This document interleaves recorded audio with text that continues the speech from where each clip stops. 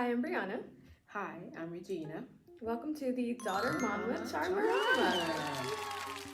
We're two amazing ladies from different generations. I'm Gen X. I'm Gen Z. Talking about everything, everywhere, according to us. Today's topic is love, no basketball. No basketball. I like that. That is so cute. We're too short. We don't play basketball. Too lazy. Well, there was that one time I was pregnant with you, and there was a basketball game with your father and my offspring and my big belly. Izzy said I cheated. That's what he told me. I'll never let that story go. You sure won't. I'm pleading the fifth. So for our icebreaker today, we're going to play our own fun little version of Pop the Balloon. I'm going to pick 3 people for her. She's going to pick 3 people for me, and we're going to decide who's really the eligible bachelor. Okay, we're going to be the judges. Oh dear God, is it eligible bachelor or eligible bachelorette, or I'm not interested? It's whoever you want it to be. All right. Very first one, Mom, for you, I have this guy, the one, the only, the incomparable, the silver fox himself, okay? Rick Fox. You did not pick people for me. Hey, Rick. God bless. What? He's so cute, and he's so rich. Not you checking him out. Okay. I want to ride around in a Lamborghini, all right? You know what I'm saying? God bless. Pop or no pop? I'm sorry, there's balloons? Yes, pop or no pop? I'll just pass. I like his hair. Okay, your turn. That's what all the girls say. Okay, so for you, how about Damson Idris? Unpop. I love him. I mean, you didn't waste any time. Not at all. No There's no hesitation. I love him. No hesitation, no Break. contemplation.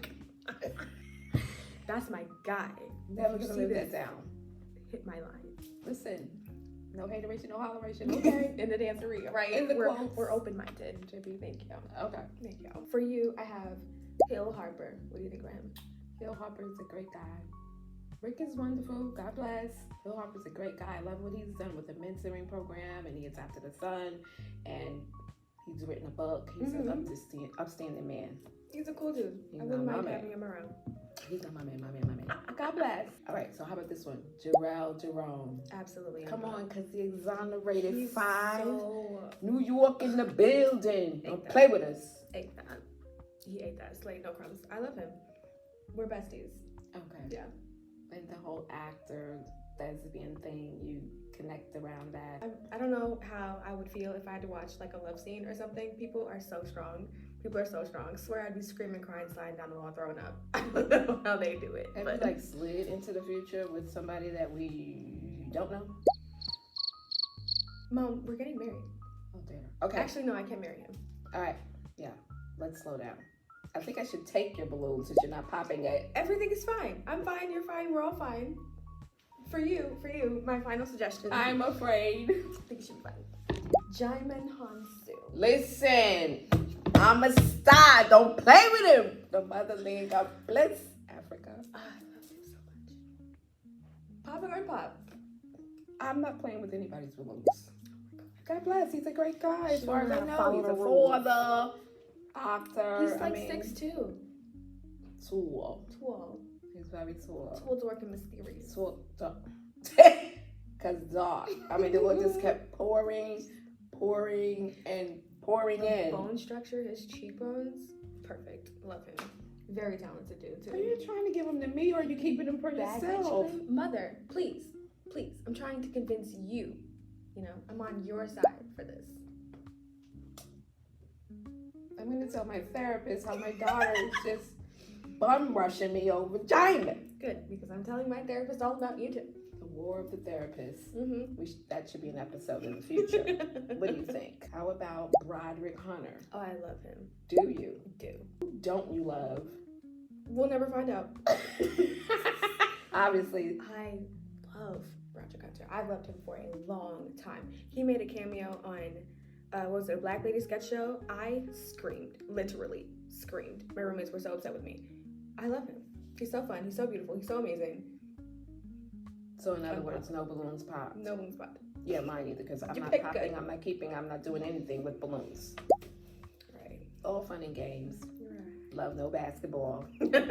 So all about dating today. So we're gonna move along. I hope you enjoyed the icebreaker. So we're going to be interviewing each other about how we feel about dating and how we approach things. So what do you look for in someone you want to date? I want them to be warm and kind, child free. I need to emphasize that. In this economy, child free. Helpful, someone funny and ambitious, someone willing to turn their potential energy into kinetic energy. Like, I need to know that you have a plan for your life and that you're willing to follow through. Like, you're going to go ahead and make things happen, make things shake. Because I want to build a life for myself. You need to have a life for yourself, too. So. Great answer. Like, are you an HR director? It's an interview process? No, it's an audition process.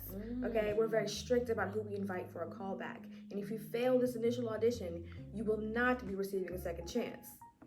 Understood. Put your best foot forward. Yeah. And show up to me already built, because I'm not building nobody. I'm 25. I'm young and turned. Okay. Mm-hmm. Very nice. Yeah. Wow. You're welcome. Mouthful. Mm-hmm. Just like the balloons. Yeah. Arms full, mouthful. Yeah. Thanks. It's genetic. I combine honestly. Mm-hmm. So my question for you is, what is a valuable experience you learned in dating? Don't be stupid. Listen to the Holy Spirit. I wish I had a me in my life. Then again, I don't know if I'd have listened to I had a me in my life, seeing as how quickly I disobeyed the Holy Spirit. I've never forgotten it. I've forgiven myself, but I didn't forget it. It's stamped on my brain. Listen to him. The Ruach HaKodesh never misses. He will never lead you wrong.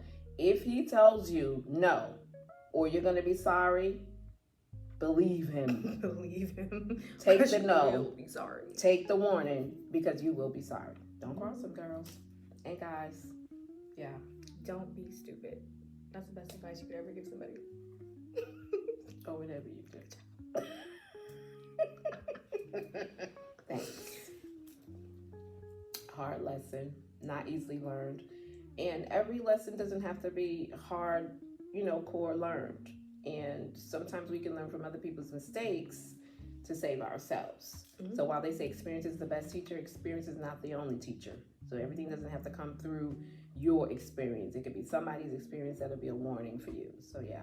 Yeah, I'm learning through hers.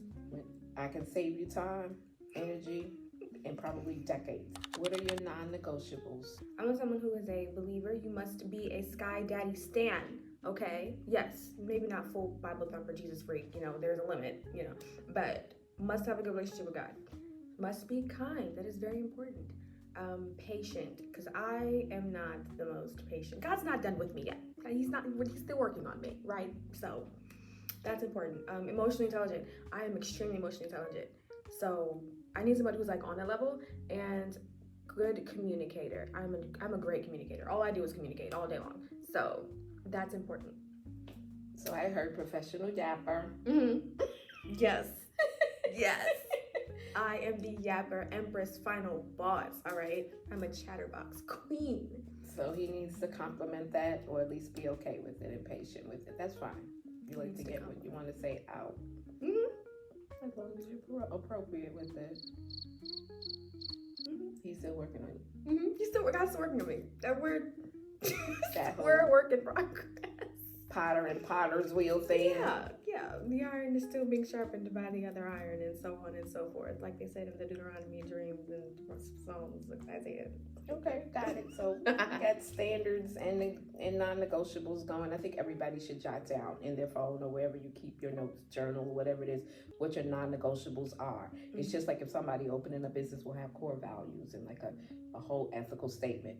Non-negotiables will help you. It'll help you stay focused. It'll help you realign when you feel like you're letting things go that you shouldn't. Mm-hmm. So arm yourself before you get started in the whole dating field or dating market, so that you're not caught off guard and then you have to just make up things as you go along. Mm-hmm. It's not something that you want to fly by the seat of your pants with. Exactly. No. You want to be smart, not stupid. So my next question, what's the difference between talking, dating, and courting? Okay. Well, talking is conversation, phone conversation, texting, email, chatting.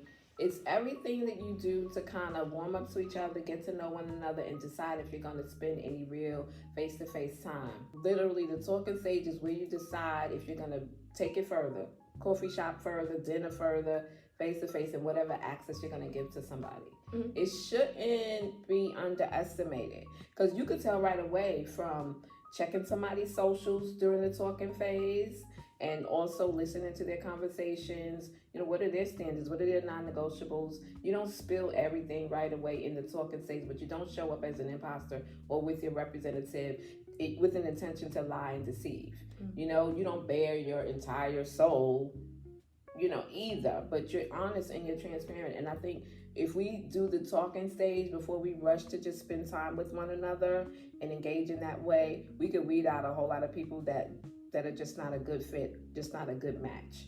So that's the talking phase. Mm-hmm. It's actually just what it is: conversations, FaceTimes, calls, texts, emails, and those communication ways. And then dating is when you decide that, okay, this person is worthy of my time, worthy of access to me, so we will go out, we will hang out. And even through that dating stage, you're collecting data. It's data analysis. You're collecting information. You're discerning. You're praying. You're fellowshipping with the Holy Spirit so he can show you the red flags in your life, and that way you can see the red flags in his or her life. He's showing you green flags too. He's showing you, yes, it's a go, proceed, you know, or he's showing you put a stop to it, in this now, and go your separate ways, right? And so then when dating comes exclusive, then you move into courtship and you are on a track to marriage. Okay, whatever that track is, the timing should be in the hands of the Lord, whether it's a fast track or medium track or just whatever it is. Courting is the beeline, straight line to marriage. Okay, so that's much more specific than people my age were hearing. I just figured talking is dating and courting is also dating. No, there are levels to it. There's a separation between it, and it seems like it just flows one to the other seamlessly, but it only flows one to the other seamlessly is when you're with the person, your person, the right person. Yeah. What do you think about a chosen person? Do you think that there is a one for everyone?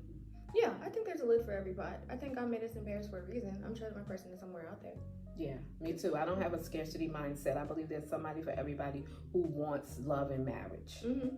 You choose your person, and hopefully you two would grow together into continuing to be each other's people, but you like keep choosing that person till you die. Right, and you decide to love. Yeah. When you've agreed that you're a match and a fit for one another, and you have the Most High's blessing over what you're joining together. So yeah, there's somebody for everybody who wants that person. I don't believe in a scarcity mindset. I don't care what it looks like now. I always decree that strong and intelligent and godly men, spirit-filled men will arise up. They'll be healed and be healing and becoming whole, and they will take charge and lead and partner and all of that for holy matrimony. Now, do you have a man or good men in your life that can give you advice about dating and about men? And the reason why I ask is because we know that your dad passed away many, many years ago. You were a small child, and God has blessed you. And so I just want you to share. I do have a couple. They mostly talk about things like finances and how to really share a life when it comes to the point of where like you're married and you're living together. You know, do you want this person to be a provider for you? And if they are going to be a provider for you, like what does your finance split look like? They mostly talk about things like that, or make sure that you have someone who's helping you build your life and is also ensuring that they make your life easier. Like they come into your life and they help you out, like somebody to call, hey yo, I got a flat tire on the highway. I can change a flat tire. Do I want to? If it's raining, it's not happening, and I'm gonna call somebody else to do it. So this person that I'm dating going to be the one to come and call and change my tire. Is that how it's gonna work? You know, they give me advice about how to make sure that I'm with someone who I would be evenly matched with. Like if I want a filet mignon kind of guy, why am I with somebody who's eating dino nuggets? You know, I need to be with somebody who is going the same direction that I'm going, and we're gonna get there in the same way that I'm thinking of going. And if you can lead the ship, then you can lead the ship. But if you can't, you're not in the right place. I'm happy that you've been blessed in that way, to have the perspective from men, because I'm a mom, I'm not a dad, I'm not a mom and a dad, I'm just a mom. And so what I give is not to be underestimated either, but I can give from my perspective and from what the Holy Spirit wants to shine light to have imparted to you. So I'm glad that you do ask questions and you at least listen to my advice or wisdom, and you can tell when it's the Holy Spirit and when it's just mom trying to lay down the law. Yeah. Even though you're not a baby. Yeah. Yeah. But you have your own relationship with the Lord to just bring everything to him, and he helps you along, right? Yeah, I be on the request line constantly. That's what he's there for. He'll be there. Listen, everybody got somebody, but I'm not somebody for everybody. Period. Because move along. You don't belong here, bestie. You're in the wrong lane. And we should all come to that decision making, right? Learn. Because we can't be so preoccupied with being chosen that we don't realize that we can choose as well. So you can choose to say yes, or you can choose to say no. We're strict over here. Yeah, we're strict over here. Very strict. Very strict. Mm-hmm. My last question is for you, because I'm the only Gen Z. My 3 older siblings are all millennials. What advice do you have about like an age gap and sharing a dating pool? Because my sister is in her like mid-30s, and she said that I might want to go for somebody older. And I said, I don't want to be with somebody who's old enough to date you, because that's gross. And she thought that was funny. So what do you think? The advice I would give would be 4 to 5 years. Yeah. You're senior. You know, but that's from my perspective. I would be comfortable somewhere within that range. 4 to 5 years older or something like that would be like younger for me. Yeah, 4 to 5 years younger for you. Younger or older? Because younger, 4 years younger is 21. So I wouldn't be with anybody below that. I want you to be able to drink.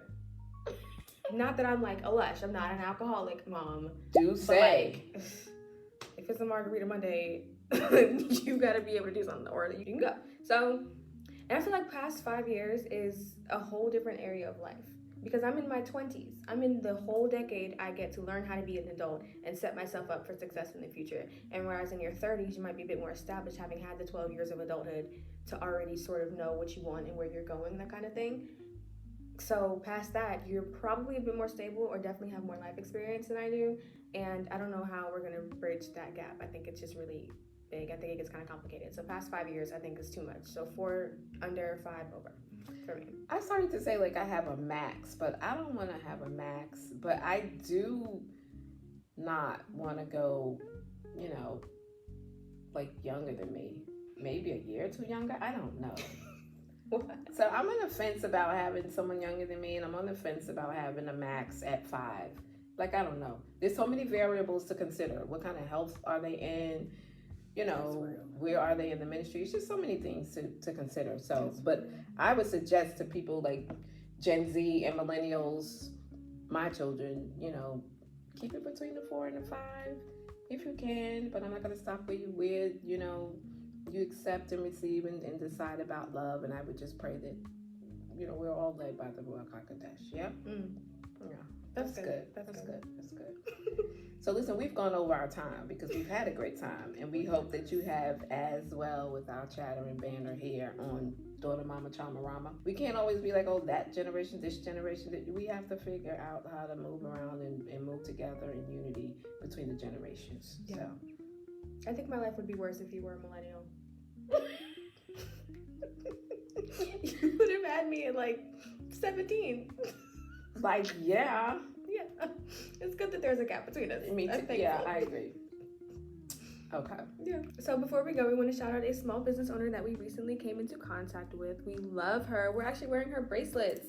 A little close-up moment. This bead is my favorite because it's got the pink and the blue. It's gorgeous. I love this bracelet. It's so comfortable. It's pretty. She can customize these for you. But she asked us our favorite colors, and we told her, and she delivered.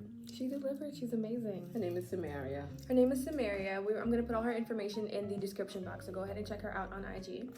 And she also does other stuff. What does she do? She has a podcast herself. That's Samaria's Yap Session. So yeah, all of her stuff is going to be in the description box for you to go ahead and find her. So the Daughter Mama Charmarama is a weekly series that we're going to be posting on my YouTube. This is my YouTube. So be sure to check it out and join the group chat by commenting below what your questions are, and we're going to answer them in future episodes. So next week we'll be talking about different tastes in music, again, from our generation. Talking about oldies versus newbies, like In Vogue, Flo, Little Kim, Megan Thee Stallion, and different gospel artists, contemporary gospel artists, just worship, and just the type of genres that we listen to. So we're so happy that you joined us today, and we'll look forward to seeing you back here next week at Mama Daughter Charmarama. With the generations, me, X, and Z. Be well and be safe. Toodaloo.